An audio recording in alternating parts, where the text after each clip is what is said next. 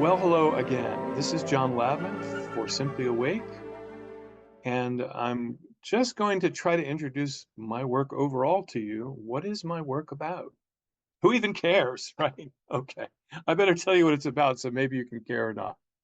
So, the first thing is, I've just recently written a book summarizing kind of the best of my work over these last 24 years, working with people both as a therapist, a trauma therapist, transpersonal therapist, and also as a liberation guide or guide into spiritual awakening and enlightenment.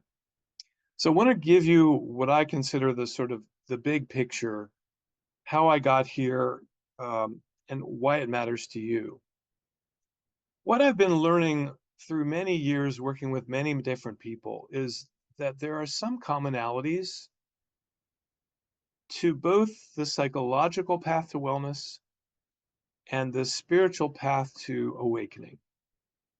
And really, in both cases, you can use a lot of the same tools, but depending on how you use them, you can get to different places in terms of, okay, where do I want to go in my life? Do I want to go just to sort of psychological integration and peace of mind? Or have I experienced some of that and that's not enough for me and I want to go all the way to what's called spiritual awakening or enlightenment or liberation? And those things may sound like really fancy terms, but really what everybody on both paths are looking for is kind of the same thing. It's like, hey, I don't want to suffer anymore. My life has been full of stress and misery and relentless thoughts and kind of roiling emotions, anger and frustration and anxiety and fear and dread and political arguments with people and struggles over my physical well-being and blah blah blah, on and on and on. I've got the same bunch of problems that so many other humans have. And I'm kind of tired and sick of living with all these problems. What can I do about them? So, as a therapist, well, you can really begin to learn where they're coming from. What happened to you in your life, and how did you respond to it?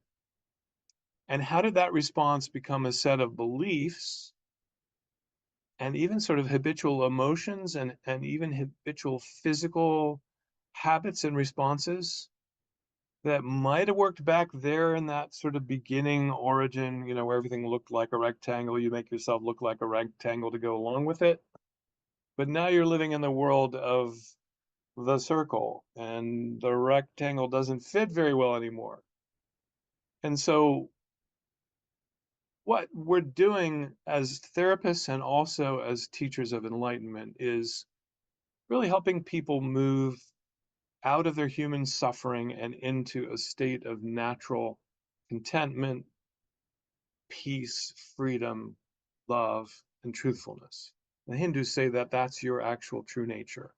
And I've primarily been influenced in my own spiritual and psychological work by the Hindu path of yoga and at certain points of the Upanishads or their wisdom books and many other things. But what I want to tell you is that you can go from a state of even intense suffering to a state of being relatively calm and enjoying your life.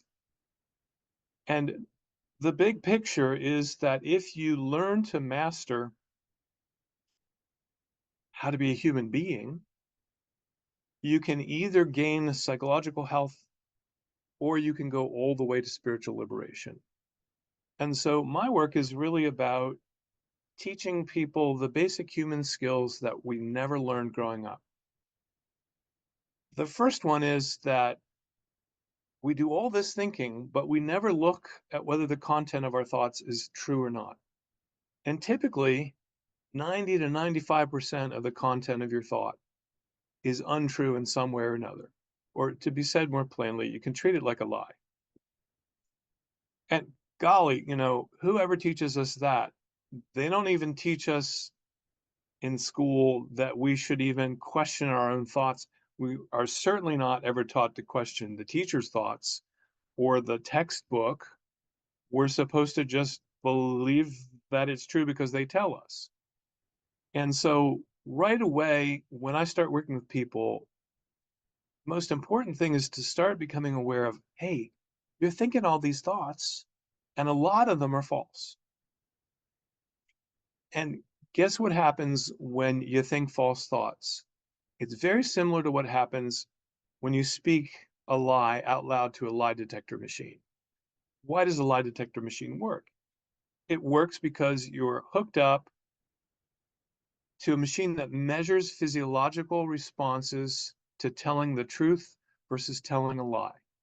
And I know it's not always it's not always an accurate way of determining whether somebody's telling the truth. In other words, the machine doesn't always work 100%.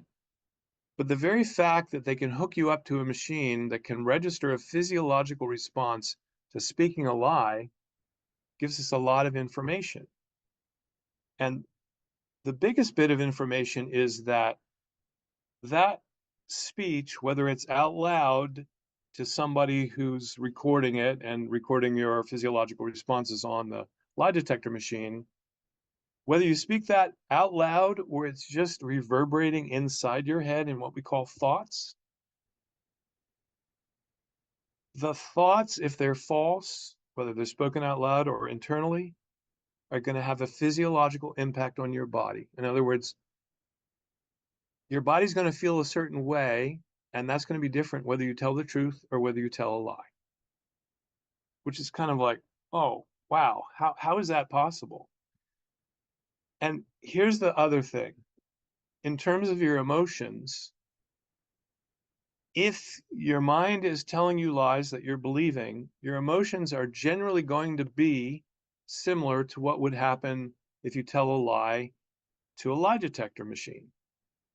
There's an adrenal response.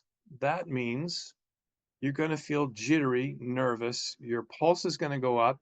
In other words, your heart rate, respiration rate, perspiration rate, and your blood pressure can even go up. So whether you're speaking this thought out loud and it's not true, or it's reverberating in your skull and it's not true, it has a bad impact on your body. And typically that impact is one of the feelings that we consider to be negative. Now they're just sensations. I get that. But we don't like feeling mad, sad, or scared.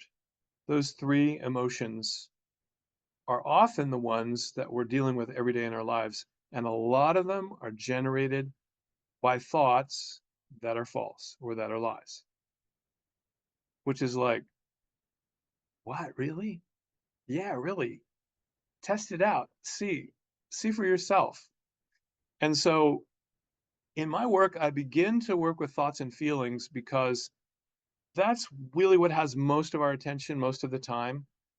And we can't even learn about ourselves until we learn to discern what's true in our thoughts and what's false, and also where our emotions are coming from. So, in terms of the way that I'm going to work with you on Simply Awake on this YouTube channel, I'm going to be looking with you at how are you thinking and what are you feeling, and are your thoughts true, and where are your feelings coming from? Are your feelings coming from something real, like it's raining outside and so, I feel kind of heavy? Or is it some kind of feeling that's coming from a story like, oh, there are alien bases on the dark side of the moon. Oh no, I'm scared. I need to go and build a bomb shelter in the backyard. Hey, we need to go looking for where the emotion comes from because we need to know what to do with it. And the truth is, whether it's about our own thoughts and how to determine if they're true or false, or our own emotions, what they even are and where they come from, almost nobody teaches us anything about this as we're growing up. Not a parent, not a friend, not a teacher, not a religious leader, because they're as clueless as we are. And so my work is really about, hey, here's how to get some kind of a handle on your own human experience so that you can calm down and live a more kind of centered and balanced life. And then if you want to, you can even go all the way to spiritual awakening, enlightenment, or liberation. So there's a little introduction to my work, kind of just off the top of my head, rambling a little bit, just like any other human being, not polished or protected or made pretty for the camera, just me to you. So I hope you'll enjoy this and come back for more offerings from Simply Awake. Thanks so much for your time and for listening, and have a great day.